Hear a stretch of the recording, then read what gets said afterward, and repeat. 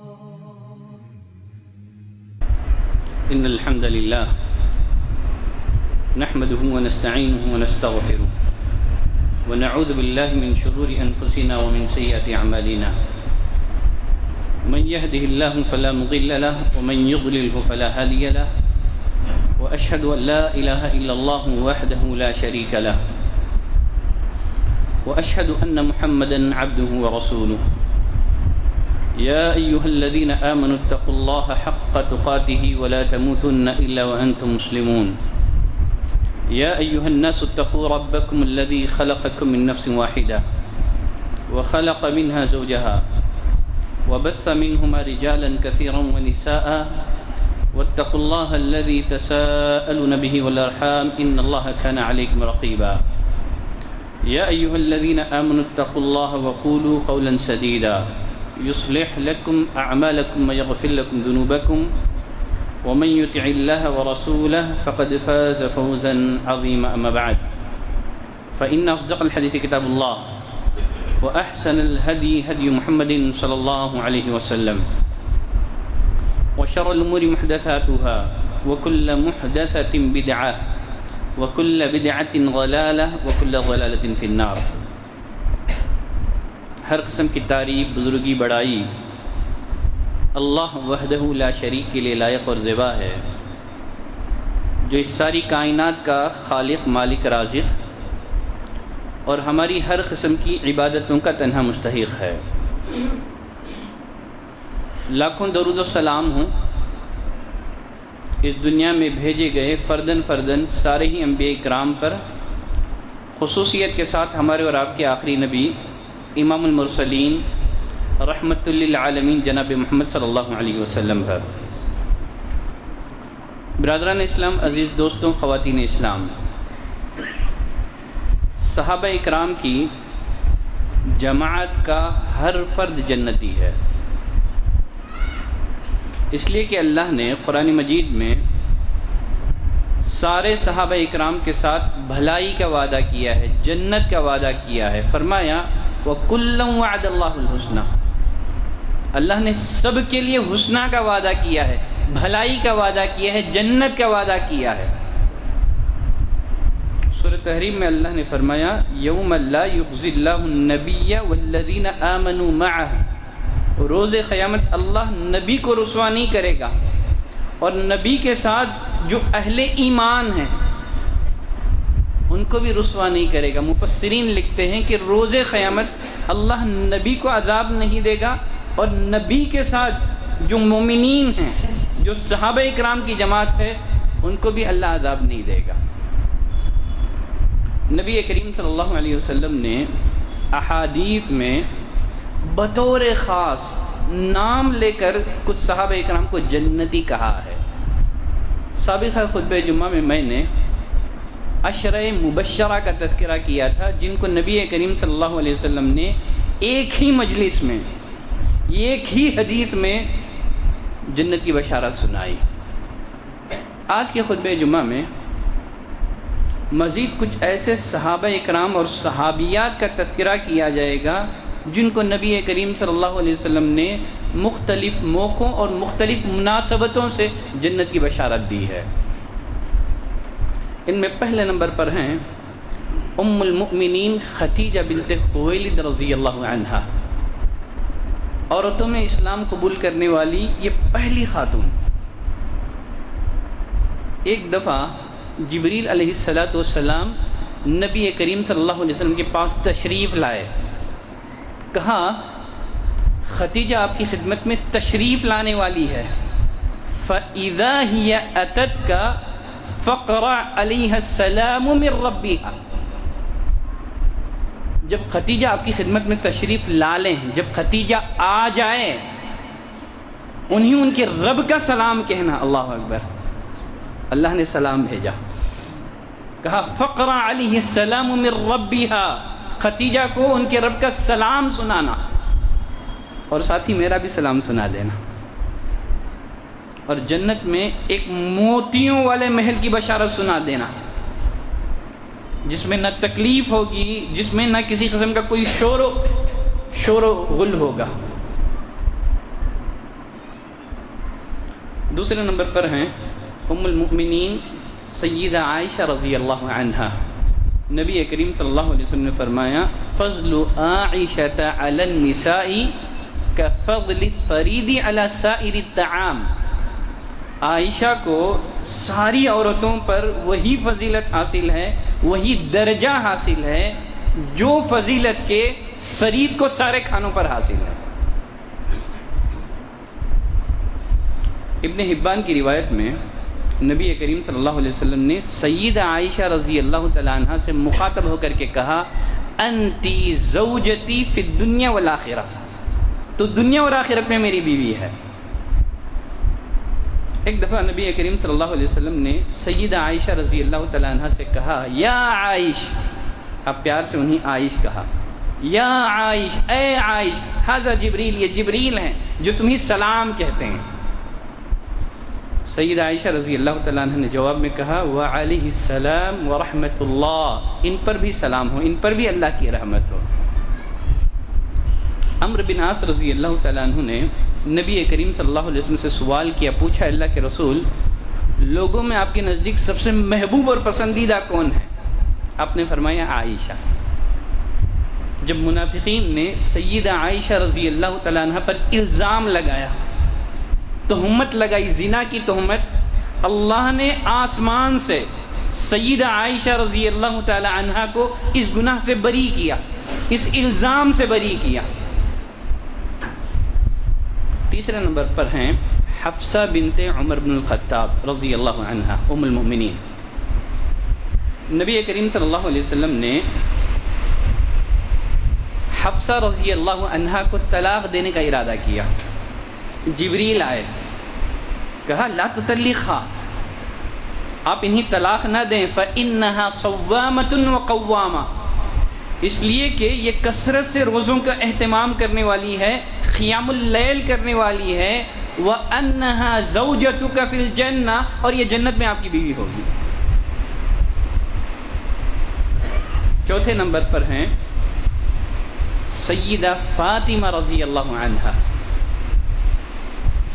نبی کریم صلی اللہ علیہ وسلم نے فرمایا فاطمہ بضعۃ منی، فاطمہ یہ میرے جگر کا ٹکڑا ہے، فمن اغضبها اغضبنی، جس نے فاطمہ کو ناراض کر دیا در حقیقت اس نے مجھے ناراض کر دیا۔ ایک دفعہ نبی کریم صلی اللہ علیہ وسلم نے سیدہ فاطمہ رضی اللہ تعالیٰ عنہ سے کہا اما ترضین ان تکون سیدۃ نساء اہل الجنہ، کیا تو جنتی عورتوں کے سردار ہونے پر راضی نہیں ہے؟ تو فاطمہ رضی اللہ تعالیٰ عنہ یہ جنتی عورتوں کی سردار ہے۔ اما ترضین ان تکون سیدۃ نساء اہل الجنہ، کیا تو جنتی عورتوں کے سردار ہونے پر راضی نہیں ہے؟ یہ سننا تھا کہ فاطمہ رضی اللہ تعالیٰ عنہ مسکرا دی۔ دنیا میں جنت کی بشارت پانے والوں میں حسن اور حسین رضی اللہ عنہما، نبی کریم صلی اللہ علیہ وسلم کے دو پھول۔ آپ صلی اللہ علیہ وسلم نے فرمایا الحسن والحسین سیدہ شباب اہل الجنہ، حسن اور حسین یہ جنتی نوجوانوں کے سردار ہیں۔ اور ایک موقع پر نبی کریم صلی اللہ علیہ وسلم نے فرمایا یقیناً جس نے ان دونوں سے محبت کی، حسن اور حسین سے محبت کی، اس نے مجھ سے محبت کی۔ جس نے حسن اور حسین سے بغض کیا اس نے مجھ سے بغض کیا۔ جس نے حسن اور حسین کو ناراض کر دیا اس نے مجھے ناراض کر دیا۔ دنیا میں جنت کی بشارت پانے والوں میں حمزہ بن عبد المطلب بھی ہیں، نبی کریم صلی اللہ علیہ وسلم کے سگے چچا اور آپ کے دودھ شریک بھائی۔ نبی کریم صلی اللہ علیہ وسلم نے ان کی فضیلت کا تذکرہ کرتے ہوئے فرمایا کہ حمزہ بن عبد المطلب سیدۃ الشہداء، قیامت تک آنے والے شہداء کے سردار حمزہ بن عبد المطلب ہیں۔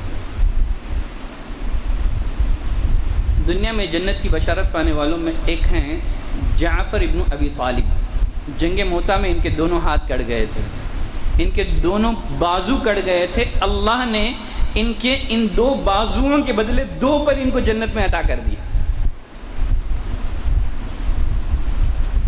نبی کریم صلی اللہ علیہ وسلم نے فرمایا دخلت البارحۃ الجنہ، کل رات میں جنت میں داخل ہوا، میں نے جنت میں جعفر کو دیکھا، جعفر بن ابی طالب کو دیکھا،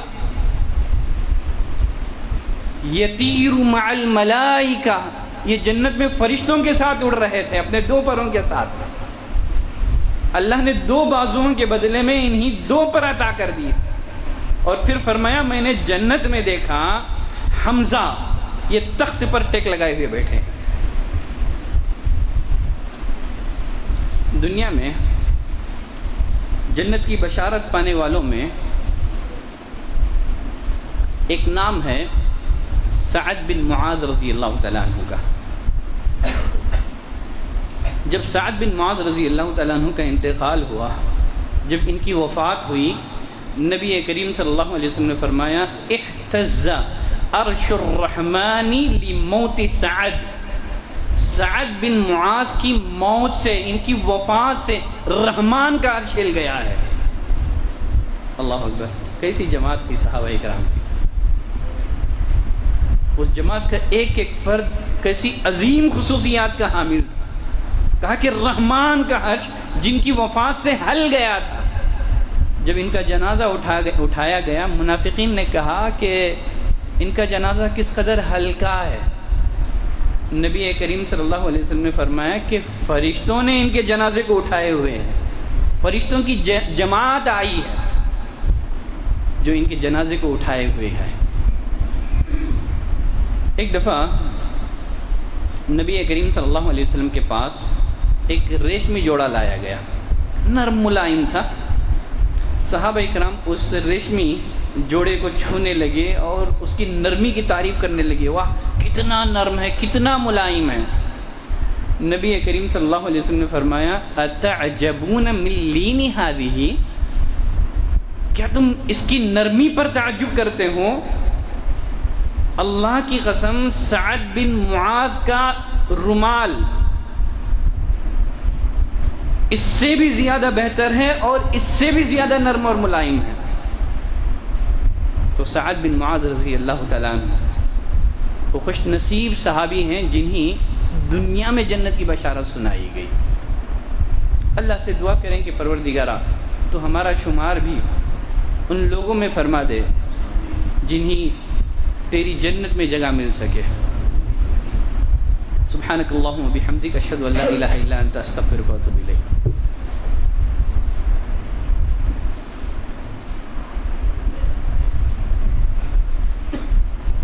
ان الحمد للہ نحمده ونستعینه ونستغفره ونعوذ باللہ من شرور انفسنا ومن سیئات اعمالنا، من يهده الله فلا مضل له ومن يضلل فلا هادي له، واشهد ان لا اله الا الله واشهد ان محمدا عبده ورسوله۔ نبی کریم صلی اللہ علیہ وسلم نے جن صحابہ اکرام کا نام لے کر کے جنتی کہا ہے، ان میں سے بلال رضی اللہ تعالیٰ عنہ بھی ہیں۔ ایک دن فجر کے بعد نبی کریم صلی اللہ علیہ وسلم نے بلال رضی اللہ تعالیٰ عنہ کو بلایا، کہا کہ اے بلال میرے سامنے اپنا وہ عمل بیان کرو جو تم نے اسلام میں کیا ہے، اسلام لانے کے بعد کیا ہے، اور جس عمل پر تم اللہ سے اجر و ثواب کی امید رکھتے ہو، اس لیے کہ جنت میں نے اپنے آگے تمہارے قدموں کی آہٹ سنی ہے۔ تو صحابہ کی جماعت وہ جماعت تھی جو چلتے زمین پر تھے لیکن ان کے قدموں کی آہٹ آسمان میں سنائی دیتی تھی۔ ایک کالے کلٹے حبشی غلام، کہا اپنا وہ عمل بیان کرو جو تم نے اسلام لانے کے بعد کیا ہے، اس لیے کہ میں نے اپنے آگے تمہارے قدموں کی آہٹ سنی ہے۔ بلال رضی اللہ تعالیٰ عنہ نے کہا اسلام لانے کے بعد میرا عمل یہی ہے کہ دن رات جب بھی میں وضو کرتا ہوں میں 2 رکعت تحیۃ الوضو پڑھتا ہوں۔ اسی طرح کی فضیلت عمیسہ بنت ملحان کے بارے میں بھی آئی ہے۔ انس بن مالک رضی اللہ تعالیٰ عنہ فرماتے ہیں نبی کریم صلی اللہ علیہ وسلم نے فرمایا میں جنت میں داخل ہوا تو میں نے اپنے آگے کسی کے چلنے کی آواز سنی، فرشتوں سے پوچھا یہ آواز کس کی ہے؟ بتایا گیا عمیسہ بنت ملحان کی ہے۔ دنیا میں جن لوگوں کو نبی کریم صلی اللہ علیہ وسلم نے جنت کی بشارت سنائی ان میں سے ایک حارثہ بن نعمان بھی تھے۔ نبی کریم صلی اللہ علیہ وسلم نے فرمایا، سید عائشہ رضی اللہ عنہا راویہ ہیں، میں جنت میں داخل ہوا، میں نے جنت میں قرآن کی آواز سنی، کوئی قرآن کی تلاوت کر رہا ہے۔ میں نے فرشتوں سے پوچھا یہ کس کی آواز ہے؟ فرشتوں نے بتایا کہ یہ حارثہ بن نعمان کی آواز ہے۔ پھر نبی کریم صلی اللہ علیہ وسلم نے فرمایا، نیکی کا بدلہ یہی ہے، نیکی کا بدلہ یہی ہے۔ حارثہ بن نعمان یہ اپنے والدہ کی سب سے زیادہ خدمت کرنے والے تھے، یہ ان کی نیکی کا صلہ ہے، یہ انہوں نے والدہ کی جو خدمت کی تھی، اس کے بدلے میں نبی کریم صلی اللہ علیہ وسلم نے جنت میں ان کے قرآن کی تلاوت کی آواز سنی۔ مزید کچھ صحابہ ہیں جن کو نبی کریم صلی اللہ علیہ وسلم نے نام لے کر کے جنتی ہونے کی شہادت دی ہے، بشارت دی ہے۔ انشاءاللہ اگلے خطبہ جمعہ میں مزید میں کچھ صحابہ کرام کا تذکرہ کروں گا۔ ان اللہ وملائکتہ یصلون علی النبی یا ایھا الذین آمنوا صلوا علیہ وسلموا تسلیما اللهم صل على محمد وعلى آل محمد كما صليت على إبراهيم وعلى آل إبراهيم إنك حميد مجيد اللهم بارك على محمد وعلى آل محمد كما باركت على إبراهيم وعلى آل إبراهيم إنك حميد مجيد عباد الله رحمني ورحمكم الله إن الله يأمركم بالعدل والإحسان وإيتاء ذي القربى وينهى عن الفحشاء والمنكر والبغي يعظكم لعلكم تذكرون واذكروا الله يذكركم وادعوه يستجب لكم ولذكر الله تعالى وأولى وأعز وجل وأتم وأهم وأكبر